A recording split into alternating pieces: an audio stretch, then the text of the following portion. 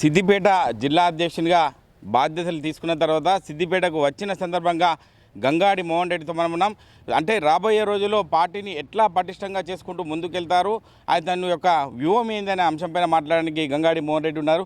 చెప్పండి, ఎట్లా ఉంది పార్టీ పరిస్థితి? గతంలో ఉన్న పరిస్థితిని బట్టి చూసుకున్నట్టే సిద్దిపేటలో 3వ స్థానంలో పడిపోయినట్టు ఉంది. మరి మీరు వచ్చిన తర్వాత ఎట్లా ముందుకెళ్తారు? ముందుగా నా పట్ల విశ్వాసం ఉంచి నాకు అధ్యక్ష బాధ్యతలు అప్పగించిన మా రాష్ట్ర పెద్దలు, రాష్ట్ర అధ్యక్షులు కిషన్ రెడ్డి గారికి నేను ధన్యవాదాలు తెలియజేస్తూ, అదేవిధంగా బండి సంజయ్ కుమార్ గారికి, అదేవిధంగా రఘునందన్ రావుకి, ఈటల రాజేంద్ర గారికి అందరు కూడా నా యొక్క ధన్యవాదాలు తెలియజేస్తూ, మేము ఈ ఎన్నికలు చూసినట్టయితే ఓడిపోయినప్పటికి కూడా చాలా అద్భుతంగా మాకు ఓట్లు రావడం జరిగింది. సిద్దిపేటనే తీసుకున్నట్టయితే మేము ఒక 5 ఓట్ల తేడాతోనే తృతీయ స్థానంలో ఉన్నాము. సుమారు 23,000 ఓట్లు.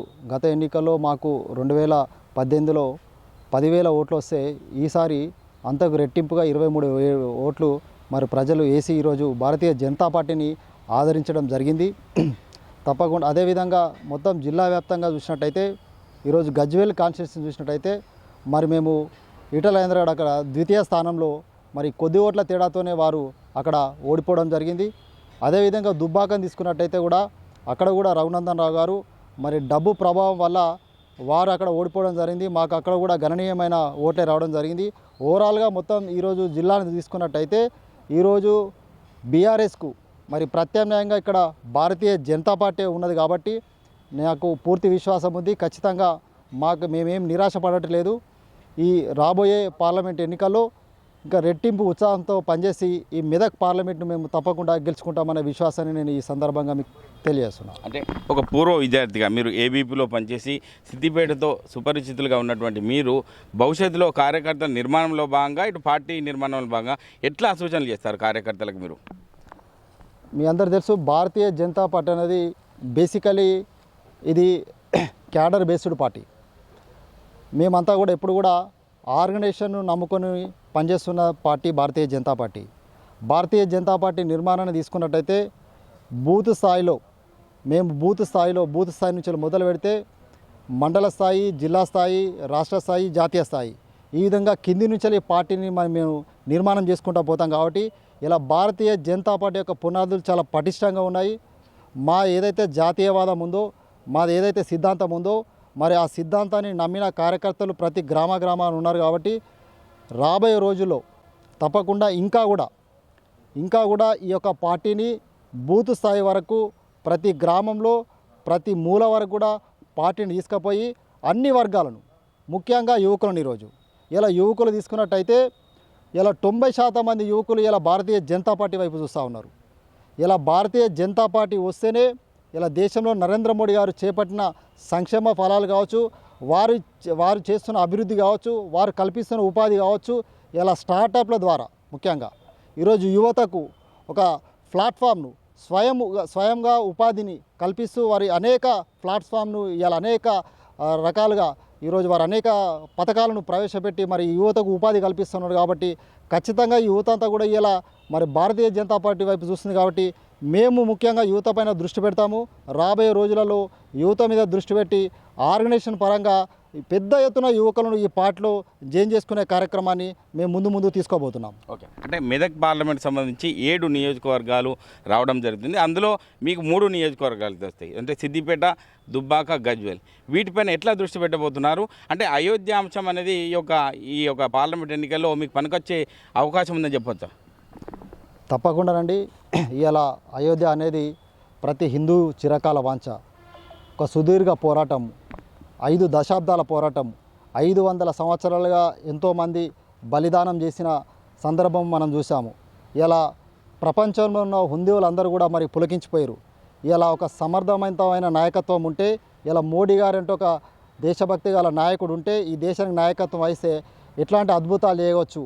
ఇలా చిరకాల వాంఛ అయిన హిందువులది ఇలా అయోధ్యలో భవ్య రామ మందిరం ఏ విధంగా అయితే నిర్మించుకున్నామో ఇలా ప్రతి ఒక్క హిందువు కూడా ఇలా పులకించిపోయిండు.